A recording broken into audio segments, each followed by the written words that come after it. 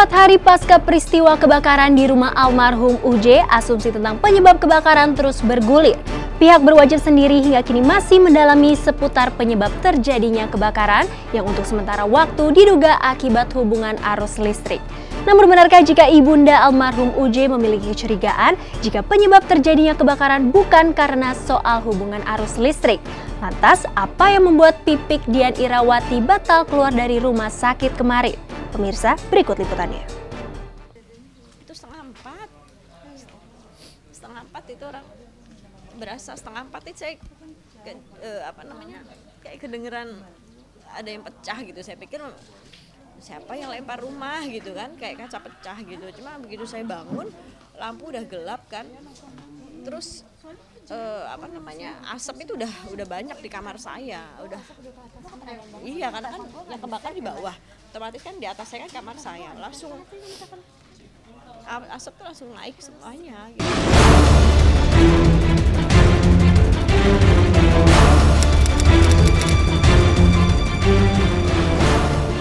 Itulah yang terucap pertama kali dari mulut Pipik Dian Irawati saat si jago merah melahap sebagian rumahnya di kawasan Rempoa, Jakarta Selatan, Jumat dini hari. Pipik beserta 3 anaknya yang saat itu tengah terbaring lelap di lantai atas rumahnya tidak menduga jika bunyi nyaring seperti kaca pecah yang sampai ke telinganya adalah tanda jika ia dan anak-anaknya sudah terkurung dalam kobaran api. Dan seketika hawa panas pun menyelimuti rumah Pipik hingga melelehkan AC di dalam kamarnya. Bahkan luluh lantahnya rumah almarhum UJ ini membuat Umi Tatu Mulyana masih tak percaya atas kejadian tersebut. Rumah kayak begitu, ya Pipik kan namanya baru, punya anak lagi kecil-kecil, ya anak baru berumah tangga lah istilah kata, masih muda. Allah kasih musibah yang Masya Allah. Umi juga gak tega gimana. Harusnya Umi hanya sebisa ngedoain, ngeliat. Sampai kemari juga kayaknya bebayang, ya Allah nih anak gimana lagi kejadiannya gitu ya. Dibilang loncat dari jendela, terus naik ke awning, dia merayap terus sampai ke tembok. Bersyukur sekali ya Rabb, alhamdulillah dengan kesulitan itu sehingga Allah kasih kemudahan walaupun memang ini ujian dari Allah. Dampak yang terjadi pasca kebakaran yang telah menghanguskan tempat tinggal istri almarhum UJ beserta anak-anaknya ini hanya menyisakan puing-puing bangunan berwarna hitam. Tak banyak yang bisa diselamatkan oleh Pipik akibat kebakaran yang disebabkan akibat arus pendek ini. Namun pihak kepolisian tetap mengusut penyebab terjadinya kebakaran sebab disinyalir ada indikasi lain yang menyebabkan terjadinya kebakaran tersebut. Bahkan sampai saat ini polisi telah memeriksa sejumlah saksi yang dianggap mengetahui insiden tersebut hingga mengusut soal misteri adanya airsoft gun dengan 6 butir peluru yang ditemukan di depan rumah Pipik.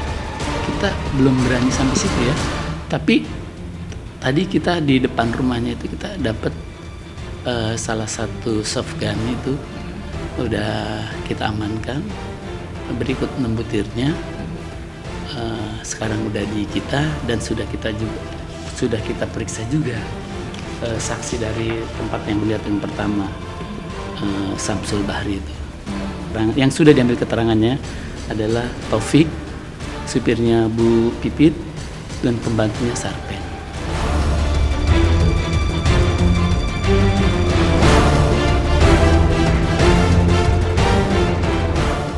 Sampai saat ini kita masih melakukan penyelidikan, dalam hal ini pemeriksaan saksi-saksi yang mengetahui hal itu, dan juga kita sudah melakukan olah TKP dari tim puslapor dan masih menunggu hasilnya. Itu saya nggak berani jawab ya, karena saya juga belum tahu informasi yang detailnya seperti apa dari pihak kepolisian, dari pihak tim forensiknya. Jadi biarkan beliau yang menyelidiki dulu dan beliau yang punya hak kepentingan untuk menjawab ini semua. Umi nggak tahu masalah itu. Mungkin apakah memang itu kan kayak mainan lah ya. Apakah mungkin itu ditaruh di situ yang pajangan-pajangan bisa terjadi gitu kan. Bisa juga mungkin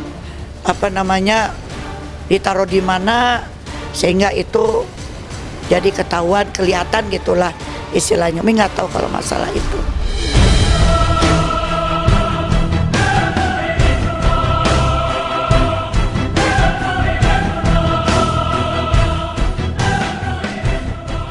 Kebakaran yang telah melahap sebagian rumah almarhum UJ sontak membuat Umi Tatu Mulyana kaget. Sebagai ibunda almarhum UJ, ia tak habis pikir mengapa rumah yang di dalamnya berisi menantu serta cucunya itu bisa terbakar.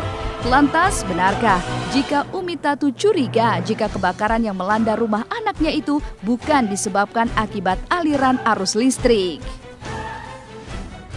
Nah, terus masalah yang ada berita-berita gitu Umi juga nggak jelas dan belum pernah lihat sama tuh anak yang katanya mau alap, katanya sudah 1 bulan Pak dengan anak itu.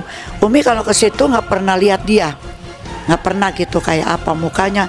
Tapi sama Asep yang tinggal di pesantren bilang, Asep yang bilang sama Umi, kata Asep, Mi, Umi Pepe katanya mau nitip itu, ada katanya mau alap, mau ditaruh pesantren, ya taruh aja deh, biar banyakan orangnya, keduanya mau alap biar dia diajarin Quran, sama Ustadz di situ, lebih enak di situlah ketimbang di rumah Pepe begitu. Cuman nggak ada hati bahwa akan terjadi begini begitu, nggak ada sama sekali.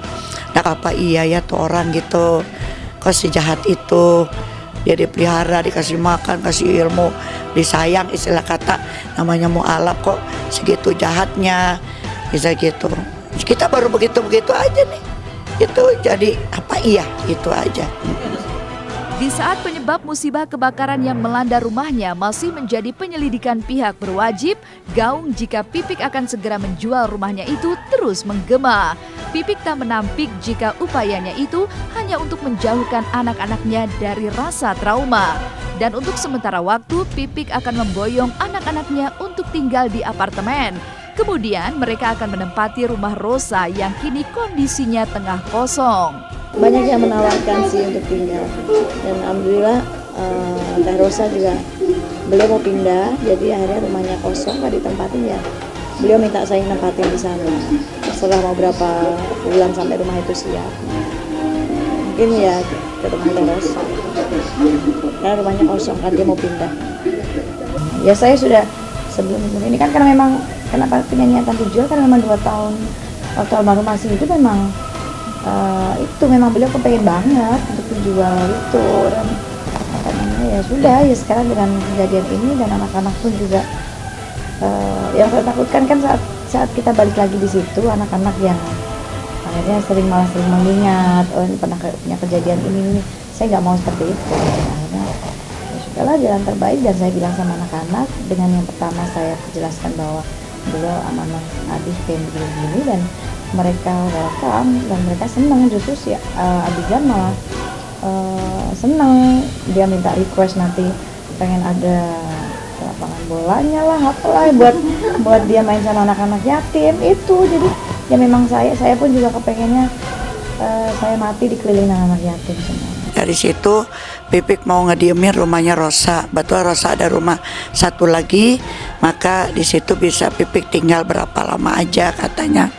Bilang alhamdulillah juga jadi ada teman yang bisa untuk memberikan tempat yang enak lah, karena banyak anak-anak kan mesti juga lokasi rumahnya mesti agak luas begitu.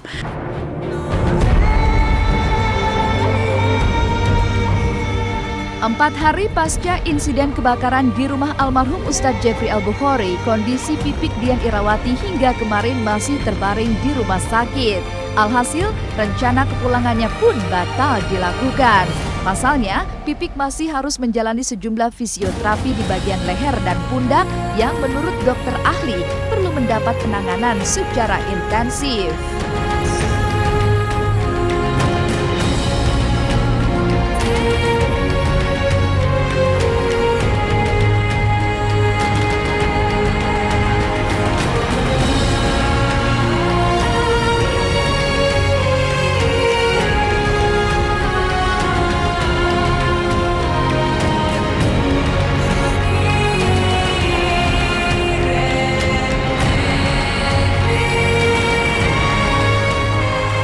Pengennya sehari ini pulang, cuma tadi kata dokter dokter saraf mesti terapi dulu, belum tahu nanti malam atau besok pagi dibolehkan. Ini nggak harus fisioterapi di leher sampai ke belakang tulang itu tadi belum nggak cek apa tajam banget gitu tadi tajam. Tadi sebatas leher sampai tulang punggung sini ya, karena memang di situ kan keras sekali tadi diperiksa sama dokternya, diperiksa sama dokter.